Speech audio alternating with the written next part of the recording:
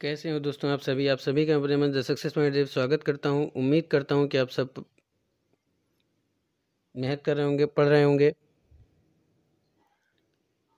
तो फटाफट से इस वीडियो को ज़रा शेयर करें। वीडियो आपको कैसी लगती है कमेंट में ज़रूर बताएं। और इस वीडियो को इतना शेयर करें कि हो सकता है शायद आपके शेयर करने से वीडियो ऐसे लोगों तक पहुंच जाए जिसको इस वीडियो की बहुत ज़्यादा ज़रूरत है। तो शुरू करते हैं। शुरू करने से पहले बताना ज़रूरी है कि हम लोग जिस टॉपिक डिस्कशन कर रहे हैं उसका नाम है इंडियन इकोनॉमी, यानी कि भारतीय अर्थशास्त्र या कह लीजिए भारतीय अर्थव्यवस्था। उस पे हम लोग अध्ययन कर रहे हैं और उसके अंदर काफ़ी टॉपिक पे डिस्कशन हो गया है। आज हम लोग देखेंगे पंचवर्षीय योजनाओं के अंतर्गत तृतीय पंचवर्षीय योजना के बारे में, ठीक है? और उस योजना से रिलेटेड उसकी क्या लक्ष्य थे, उसकी क्या निर्धारित किया गया था, किस पे बल दिया गया था, और आगे जितने भी पंचवर्षीय योजनाएँ हैं, उन सबों का आज हम डिस्कशन करेंगे और उसके आगे की भी टॉपिक को देखेंगे। चलिए शुरू करते हैं। शुरू करने से पहले गुजारिश है इसको शेयर करें। शेयर आप लोग करते रहिए। चलिए शुरू करते हैं। आज का पहला टॉपिक क्या है कि देखिए, प्रथम और द्वितीय पंचवर्षीय योजनाओं को हम लोग देख चुके थे। आज हम लोग देखेंगे तृतीय पंचवर्षीय योजना। तो दोस्तों, तृतीय पंचवर्षीय योजना कब शुरू हुई थी? तो ये शुरू हुई थी 1961 से 1966 के बीच में, ठीक है? 1961 से 1966 तक चली थी। तो पहला क्या था कि देश की अर्थव्यवस्था को क्या करना था, आत्मनिर्भर बनाने तथा स्वतः स्फूर्ति अवस्था में पहुंचाने का लक्ष्य के साथ शुरू की गई यह योजना थी। यानी इस योजना का जो उद्देश्य क्या था कि अर्थव्यवस्था को आत्मनिर्भर बनाया जाए और उसे स्फूर्ति अवस्था में लाया जाए, ठीक है? और इस सुखमय चक्रवर्तों के प्लानिंग मॉडल पर आधारित मानी जा सकती है, ठीक है? यानी कि सुखमय चक्रवर्त यानी कि चक्र के रूप में मानी जा सकती है, ठीक है? और इसमें जिस पर अधिक बल दिया गया था वो क्या था? कृषि। और इस योजना का जो लक्ष्य प्राप्त करने में क्या थी, ये विफल रही थी।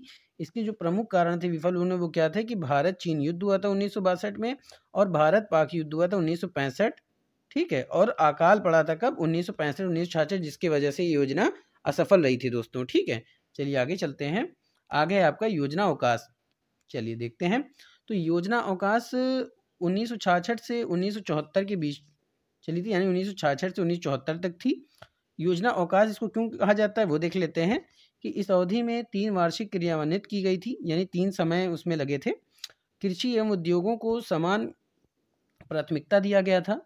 योजना अवकाश के कारण जो है वो भारत पाक युद्ध, सूखा, मूल वृद्धि तथा संसाधनों में क्या गई आई थी? कमी आई थी। बात समझ आ रही है? चलिए आगे चलते हैं। अब देखते हैं चतुर्थ पंचवर्षीय योजना।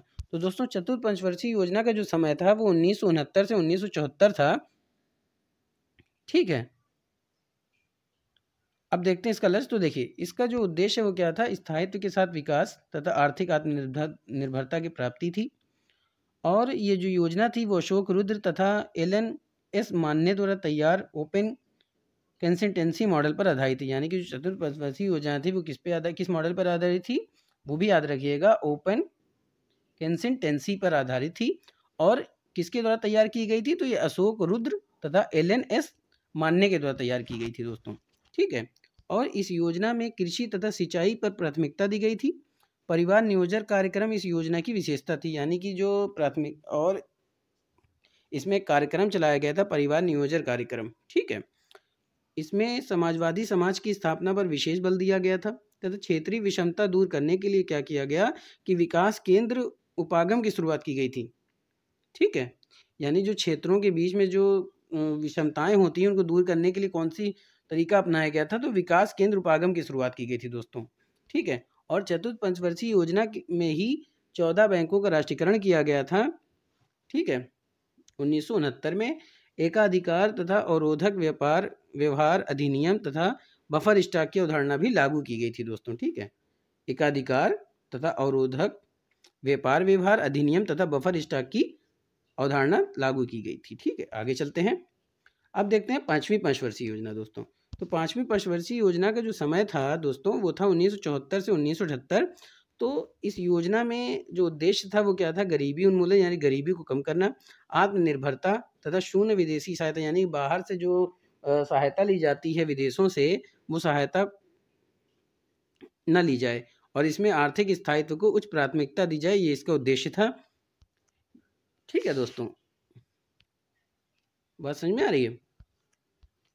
योजना में वर्ष 1975 20 सूत्री कार्यक्रम कब शुरू किया गया था? देखिए एग्जाम में बहुत पूछता है कि 20 सूत्री कार्यक्रम की शुरुआत कब की गई थी, तो एक 5वीं पंचवर्षीय योजना में की गई थी दोस्तों।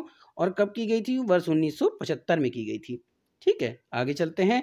इसमें गरीबी निवारण कार्यक्रम भी शुरू किया गया था 1974 में। काम के बदले अनाज कार्य दिया गया तथा अंत्योदय योजना शुरू की गई थी। और अंत्योदय योजना का जो समय था वो क्या था? 1977 से 78। ठीक है, आगे चलते हैं। इसमें पहली बार गरीबी तथा बेरोजगारी पर ध्यान केंद्रित किया गया। यानी 5वीं पंचवर्षीय योजना एक ऐसी योजना थी जिसके अंतर्गत गरीबी और बेरोजगारी को क्या किया गया? ध्यान दिया गया उस पर। ठीक है, और जनता पार्टी सरकार ने क्या किया कि इसे 1 वर्ष पहले 1978 में ही समाप्त घोषित कर दिया। यानी इस पंचवर्षीय योजना का जो समय था वो 74 से 78। ठीक है, चलिए, और 78 में उन्होंने क्या किया? समाप्त कर दिया। चलिए आगे चलते हैं। अनवरत योजना का समय क्या था? तो देखिए अनवरत योजना को ही हम दूसरी अवकाश योजना भी कह सकते हैं। इसका जो समय था दोस्तों वो 1978 से 1980 था। और ये योजना छठी योजना का प्रथम चरण माना जाता है। ठीक है, जनता पार्टी सरकार द्वारा लागू किया गया। वर्ष 1980 में पुनः कांग्रेस पार्टी की सरकार बनी और इस योजना को क्या किया? उसने समाप्त कर दिया और छठी पंचवर्षीय योजना प्रारंभ की। तो छठी पंचवर्षीय योजना शुरू करने का जो श्रेय जाता है वो किसका जाता है? कांग्रेस पार्टी को जाता है दोस्तों। आगे देखते हैं। अनवरत योजना की संकल्पना गुलनाल मिल्टन द्वारा विकासशील देशों के आर्थिक एवं सामाजिक विकास के संदर्भ में प्रस्तुत की गई थी दोस्तों। बात समझ में आ रही है? चलिए आगे चलते हैं। छठी पंचवर्षीय योजना। तो छठी पंचवर्षीय योजना का जो समय था दोस्तों वो 1980 से क्या था? 1985 था दोस्तों। ठीक है, और इस योजना का जो उद्देश्य था वो गरीबी और रोजगार में वृद्धि, यानी कि गरीबी को कम करना और रोजगार को बढ़ावा देना। अगला क्या है कि ग्रामीण बेरोजगारी उन्मूलन तथा गरीबी निवारण से संबंधित अनेक कार्यक्रमों की शुरुआत की गई थी, जैसे एकीकृत ग्राम विकास कार्यक्रम। यानी कि इसके अंतर्गत जिन कार्यक्रमों की शुरुआत की गई थी वो कार्यक्रम कौन सा था? तो वो था दोस्तों एकीकृत ग्रामीण विकास कार्यक्रम। ठीक है, कौन सा था? एकीकृत ग्रामीण विकास कार्यक्रम, training of rural youth for self employment आदि। चलिए आगे चलते हैं। अब देखते हैं 7वीं पंचवर्षीय योजना दोस्तों। तो इस योजना का जो उद्देश्य था वो उत्पादकता को बढ़ाना, रोजगार जुटाना, समता एवं न्याय आधारित सामाजिक व्यवस्था और तकनीकी के लिए सुदृढ़ आधार तैयार करना। यानी कि उद्देश्य क्या था? उत्पादकता को बढ़ाना, किसी चीज़ की उत्पादकता को बढ़ाना, रोजगार को जुटाना, समता यानी कि एक बराबर, और न्याय आधारित सामाजिक व्यवस्था यानी कि ऐसी व्यवस्था आधारित करना जहाँ पे पूर्ण न्याय मिल सके तथा तकनीकी के लिए सुदृढ़ आधार तैयार किया जाए। फिर क्या है कि भोजन कम और उत्पादन का नारा दिया गया था कि भोजन आप एक टाइम कम करें। ठीक, इसमें दिया गया था तो 7वीं पंचवर्षीय योजना में दोस्तों। फिर क्या है कि पहली बार दीर्घकालीन विकास रणनीति पर बल देते हुए उदारीकरण को प्राथमिकता दी गई थी। यानी 7वीं पंचवर्षीय योजना में किसको प्राथमिकता दी गई थी? ये दी गई थी उदारीकरण को। और इस योजना को जो लक्ष्य निर्धारित किया गया था वो 5% से 6% दर हासिल की गई। ठीक है, इस योजना में मानव संसाधन विकास पर अधिक बल दिया गया था दोस्तों। ठीक है, ये क्वेश्चन पुटअप हो सकता है या पूछा जा सकता है कि मानव संसाधन विकास पर अधिक बल किस पंचवर्षीय योजना में दी गई? तो ये आपकी कौन सी थी? 7वीं पंचवर्षीय योजना थी दोस्तों। चलिए आगे चलते हैं। 8वीं पंचवर्षीय योजना। तो 8वीं पंचवर्षीय योजना का जो समय था वो क्या था? 1992 से 1997। देश में राजनीतिक अस्थिरता के कारण यह योजना वर्ष 1990 की जगह 1992 में लागू की जा सकी। इसका जो उद्देश्य था वो क्या था? संपूर्ण सर्वगीण मानव विकास था। प्रधानमंत्री रोजगार योजना की शुरुआत कब हुई थी? तो ये 8वीं पंचवर्षीय योजना में हुई थी दोस्तों। ठीक है, आगे चलते हैं।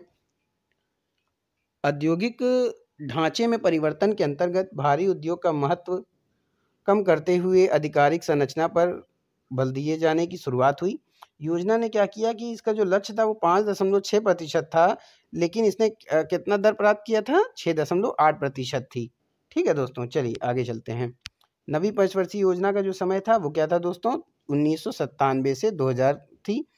इसमें जो सर्वोच्च प्राथमिकता दी गई थी वो सामाजिक न्याय और समानता के साथ विकास को दिया गया था।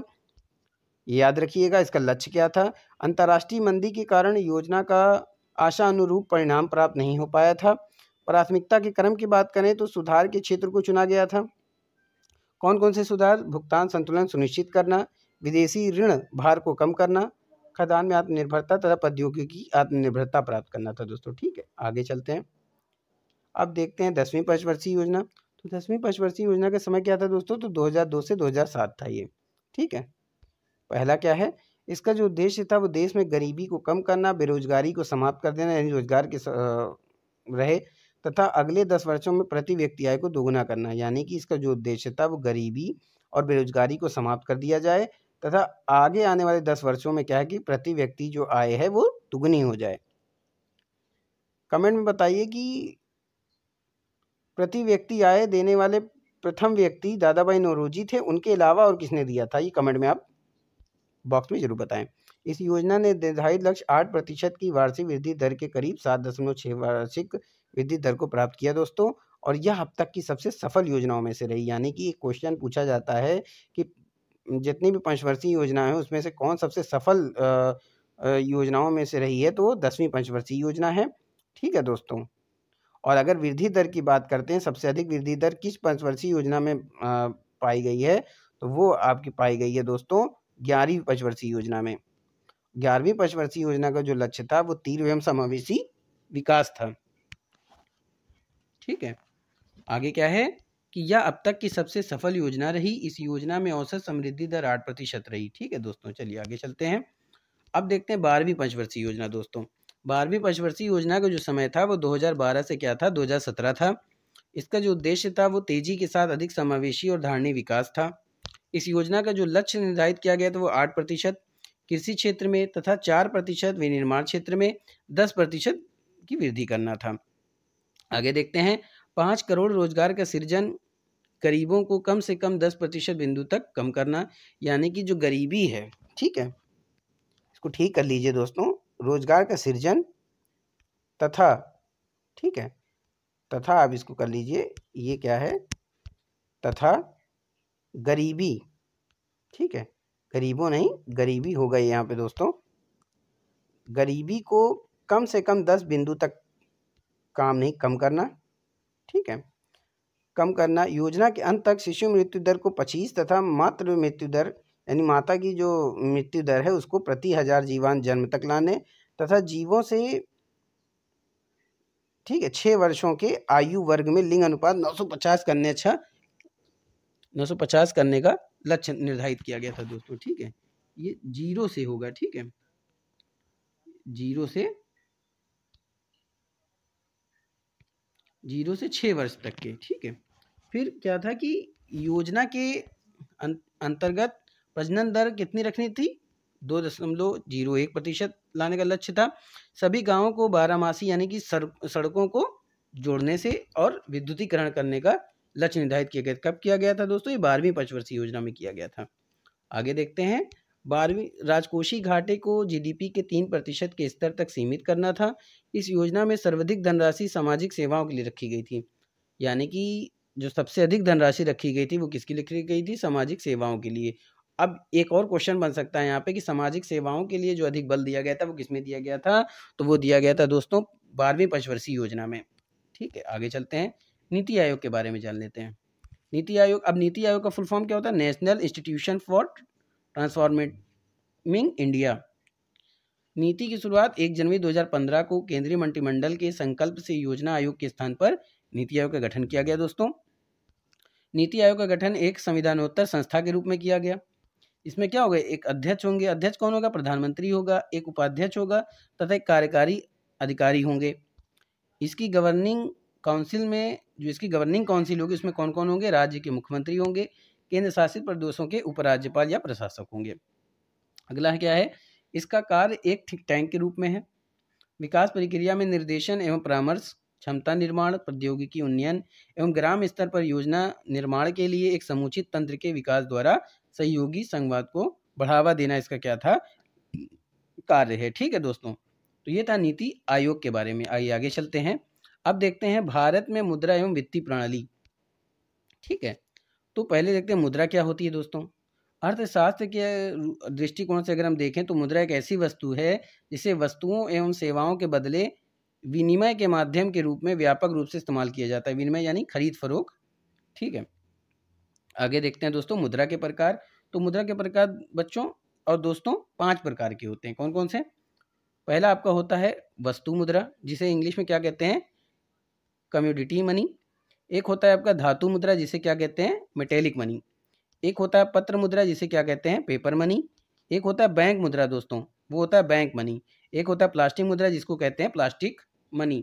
तो दोस्तों ये था आज का शानदार महत्वपूर्ण टॉपिक। उम्मीद करता हूँ कि आज का सेशन आपको पसंद आया होगा, मज़ा आया होगा। तो इसी मज़े के साथ, लगन के साथ मेहनत करते रहिए, लक्ष्य आपको ज़रूर हासिल होगा। ईश्वर से मेरी प्रार्थना है कि आप सबका सिलेक्शन हो। तो फटाफट से इसको शेयर करें, लाइक करें। वीडियो आपको कैसी लगती है कमेंट में ज़रूर बताएं।